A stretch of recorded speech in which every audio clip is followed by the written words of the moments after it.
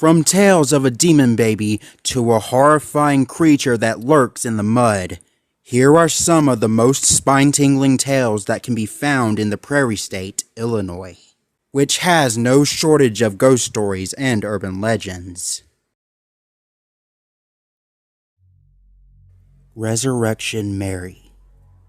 One of Chicago's favorite ghost stories, the tale of poor Mary, apparently doomed to walk the earth in search of a dance partner, has captured the imagination of those who've heard it for decades. Mary, whose identity varies depending on who you ask, is famed for dancing the night away at the O. Henry Ballroom, later known as the Willowbrook Ballroom, then asking for a ride home, only to vanish at the gates of Resurrection Cemetery. She's also famous for being seen walking along Archer Avenue, scaring unsuspecting drivers who are afraid they've hit the vanishing ghost. But since a fire that burned down the Willowbrook Ballroom days before Halloween 2016, the question remains, where does Mary dance these days? The Demon Butcher of Palos Park. The legend of Herman Butcher, a late 19th century resident of Palos Park, whose last name was derived from his family's long-held occupation, still haunts a suburban ice cream shop where his butcher shop once stood, according to local lore. As the story goes, the irritable butcher capitalized on the accidental death of his apprentice, chopping him up and selling the meat, before turning to murder to satisfy his hungry customers. Milton Schoolhouse. The historic Milton School, built in 1904, operated until 1984, and then stood abandoned until the early 1990s when it reopened as a decorative glass factory. It's believed to be haunted by a schoolgirl named Mary, who was raped and murdered at the school when she stayed late to work on a project. The crime was pinned on a school janitor, who was found hanged inside the school. Witnesses say strange things happen here, such as objects disappearing, shadowy figures, footsteps, and unexplained sounds. An apparition of a little girl was seen as well, and may have left X and O patterns on a worker's keyboard occasionally. The English Building. Before it was the English Building, it was actually the Women's Building, and it had a gymnasium with a pool. The story goes that a young girl ended up dying in the pool, either accidentally or taking her own life to hide a pregnancy. The ghost apparently haunts the English Building. Ghost Lady at Kennedy Hill Road. This story got a lot of buzz in late 1980 and early 1981. On this rural road, people reported seeing a woman in various stages of dress walking and then vanishing.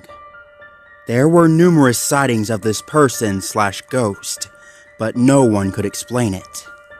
Some people thought it was the ghost of a woman buried nearby. Others thought it was a mentally disabled person who had run away from home. The strangest explanation was that it was really a man wearing his dead girlfriend's clothing. When it became spring, no one saw this spirit/person ever again, but the story carries on. Cherry Hill Road Accident.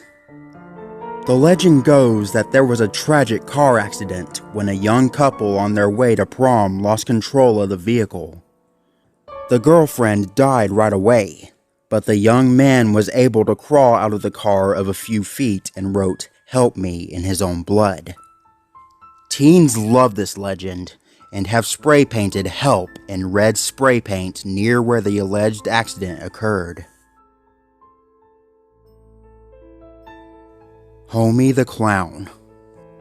It was 1991 in Chicago, and multiple kids reported this clown going by Homie, who was cruising the streets of Chicago in a creepy van, ready to lure children into it. The Chicago police were involved, and they dismissed it as an urban legend. But many people hold that it was very real. The Devil Baby at Hull House. According to legend, a woman gave birth to a child who was fathered by the devil. The child, which was described as being half devil, was disgusting to the mother, so she abandoned it. Jane Addams apparently raised the child in the attic, where it died at an early age. But people reported being able to see a devil's face in the second story of the Hull House. McPike Mansion. Built in 1869, the house was sold in 1908 to a Paul Lanshinger. Lanshinger's ghost is said to still haunt the property. A couple bought the home in the 1990s and concluded it is indeed haunted. The woman reported seeing a spirit of a man through the window as she was outside doing some yard work. She was able to identify him as Lanshinger because he was wearing the same outfit as he was in a photo. A paranormal investigation was conducted, and they reported hearing footsteps when no one could have made them. Spooky. Murphy's Burrow Mud Monster. The year was 1973. It was summer in Murfreesboro, Illinois, but the town would never be the same. A couple parked near a boat ramp saw a large, non-human figure approaching them, making a terrifying noise. They told the police about the incident. Police didn't believe them, but went to the scene and saw large footprints. They came back again and heard a terrifying noise. A few other people reported seeing this matted creature. Since then, no sightings of the Murfreesboro Mud Monster have been reported, but the story lives on. The Hatchet Lady of Moon Point Cemetery. This cemetery is older than the Civil War and is also known as Moon Creek Cemetery. It was believed to begin as a family cemetery for the early settlers Jacob Moon and his family. A well-known ghost at the cemetery is that of the Hatchet Lady, a female ghost that, legend has it, often visited the cemetery to watch over her son's grave after he died during the Civil War. When she passed away, her ghost took up the vigil, carrying a hatchet. Witnesses say she has been heard whispering or yelling at visitors to "Get out!" Other stories say there is a ghostly boy and eerie dancing lights with red and white orbs that appear at the cemetery and its surrounding areas. Strange noises have also been reported here, including the sound of sarcophagus lids. Please note, this cemetery is closed to visitors at night.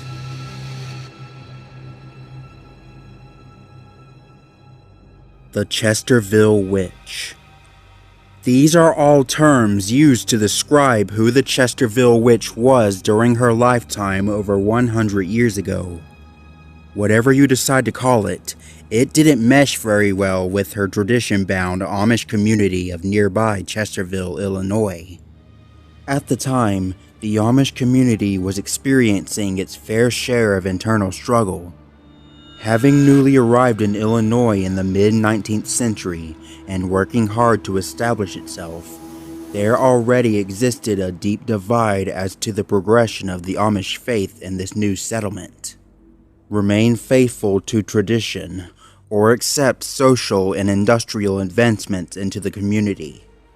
Whatever the views this young woman carried and dared to voice, or whatever powers she was said to have, it certainly raised the ire of the church elders, and in turn, the Amish community.